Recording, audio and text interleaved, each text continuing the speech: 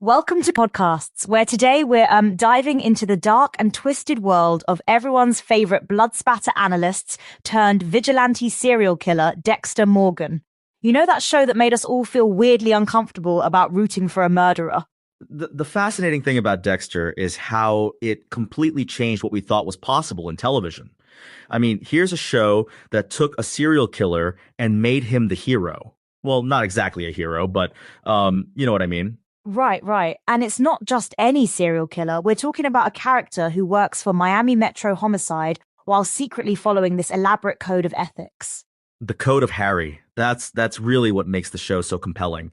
This idea that Dexter's foster father channeled his dark urges into something almost like a twisted form of justice. Can we talk about some of those iconic moments? Because there are some episodes that just stick with you. Oh, absolutely. I mean, the pilot episode alone with the ice truck killer and those perfectly arranged body parts, it set the tone for everything that followed. Yeah. But you know what's really interesting about Miami in the show? It's like this bright, sunny paradise that's hiding all this darkness underneath. The show really uses the city as another character. That's such a good point. The contrast between the cheerful Miami setting and the dark subject matter.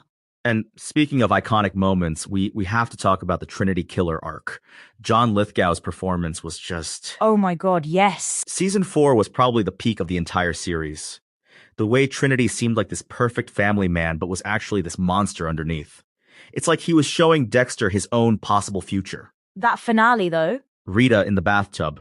That moment changed everything. It showed that Dexter's actions had real consequences. You know what's interesting? The way Dexter kind of influenced other TV shows that came after it.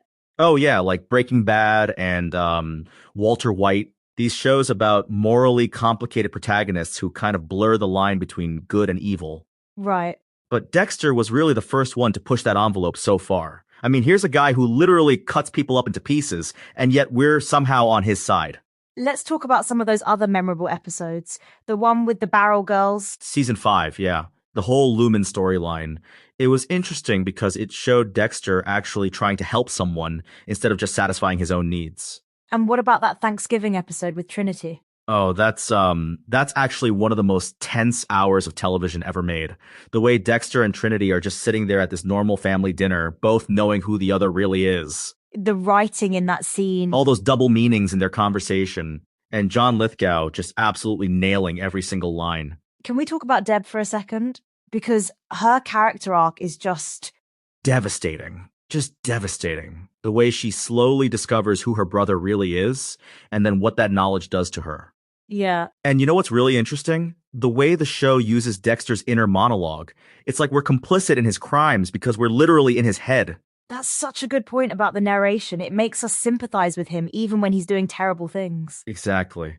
And then there's that whole ritual aspect. The kill room, the plastic sheets, the photos of victims. The blood slides. Right. His little trophy collection. It's so methodical and organized, which makes it even more disturbing somehow. What about that episode where Dokes finally catches him? Oh man, that whole cat and mouse game between Dexter and Dokes was just incredible. Dokes was the only one who saw through Dexter's mask from the very beginning. Surprise, well, you know the rest. That became such a meme. But you know what's really interesting about Dokes? He was actually right about everything. Right? He was the hero of the story in a way. And that's what makes the show so complex. Our protagonist is actually the bad guy, and the person trying to stop him is the good guy, but we're still rooting for Dexter. Let's talk about that controversial ending. The lumberjack ending? Oh boy. You know what, though? I actually think it works thematically. How so? Well, think about it. Dexter ends up completely alone, isolated, punishing himself. It's actually perfect for his character.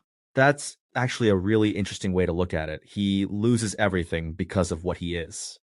Right. And in a way, isn't that what the whole show was building towards? The idea that you can't maintain relationships and be a serial killer even if you're killing bad people? The cost of living a double life. Exactly. And you know what's really fascinating? The way the show handles the question of nature versus nurture. Oh, yeah? Well, think about it. Was Dexter always going to be this way? Or did Harry's code actually create the monster he was trying to control? That's deep. And then there's the whole question of whether Dexter actually feels nothing, like he claims, or if he's just convinced himself of that. Because we see him form real connections throughout the series. Right. With Rita, with Harrison, with Deb. He clearly feels something, even if he doesn't want to admit it. It's like he's fighting against his own humanity as much as his dark passenger. That's what makes the show so compelling. It's not just about the kills or the crime solving. It's about this broken person trying to understand himself. And sometimes succeeding, sometimes failing. Just like the rest of us. Well, minus the serial killing part, hopefully. Hopefully. Well, that's all the time we have for today on Podcasts. Thanks for joining us for this deep dive into the dark and twisted world of Dexter Morgan.